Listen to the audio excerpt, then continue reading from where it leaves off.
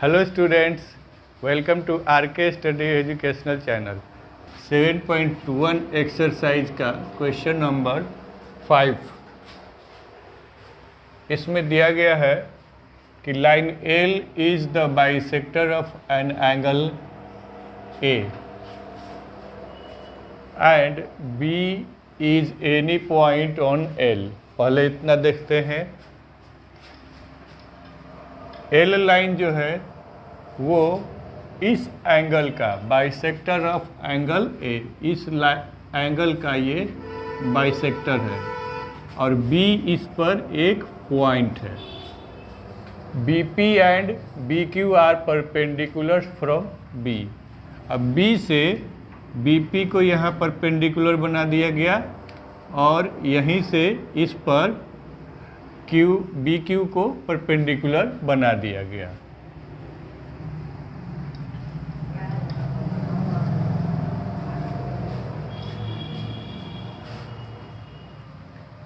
Show that triangle APB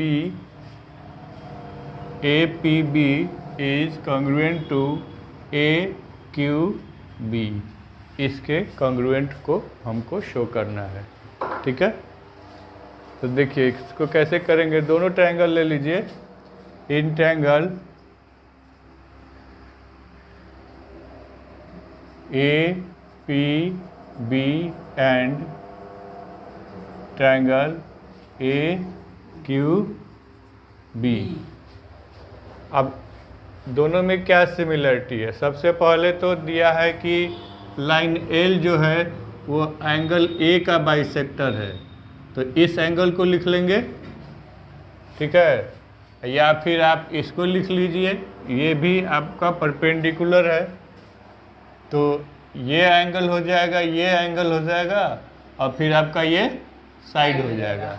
तो सबसे पहले इस एंगल को लिखते हैं 1 और ये 2 और तब ये थर्ड नंबर में इसको लिखेंगे। एंगल APB वाला पार्ट पहले लिखेंगे, तो APB ये लिख लेंगे। APB is equal to angle AQB। अब ये क्या है? 90 डिग्री है, या फिर यहाँ परपेंडिकुलर्स लिख लेंगे।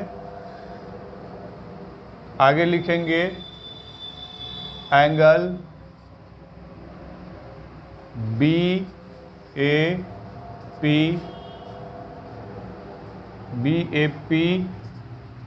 इक्वल टू एंगल BAQ और ब्रैकेट में लिख लीजिए बाइसेक्टर्स, बाइसेक्टेड बाय, यहाँ पर लिख लीजिए angle A bisected by L। इसलिए ये दोनों इक्वल हो गए और side AB is equal to AB। तो आपके पास क्या मिल गया? ये हो गया एंगल, ये हो गया एंगल और ये हो गया साइड। ठीक है, तो इस बिहाफ पर हम लोग इसको कॉन्ग्रुएंट कर देंगे। APB congruent to triangle AQB। Reason क्या है? Angle side. तो फर्स्ट पार्ट हमारा हो गया और सेकेंड जो है उसके लिए क्या करेंगे? दिया गया है BP is equal to BQ। तो इसको कैसे बताएंगे? BP और BQ इन दोनों कॉन्ग्रुएंट ट्रायंगल के पार्ट्स हैं। ठीक है, तो इस तरह से ये दोनों इक्वल होंगे। क्यों? Because of CPCT। क्या है CPCT? corresponding part of congruent triangle। ठीक है, तो ये दोनों आपका प्रूव्ड हो गया। कहीं कोई दिक्कत है तो बोलो। यहाँ इस हिस्से में क्या लिखा है? Q is equidistant from the arms of angle A।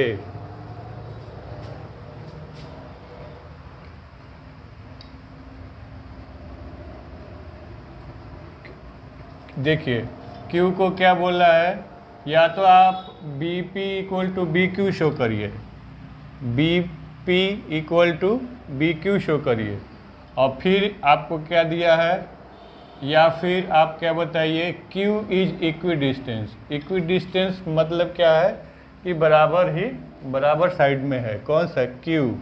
और कहाँ से कहाँ तक? From the arms of angle A।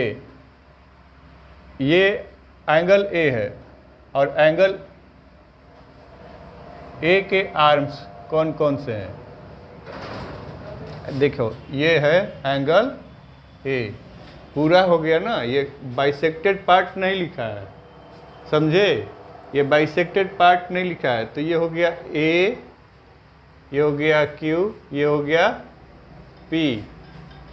तो एंगल A के आर्म्स कौन कौन से हो गए? A Q and A P। तो अब क्या बता रहा है कि Q इक्विडिस्टेंस है किससे?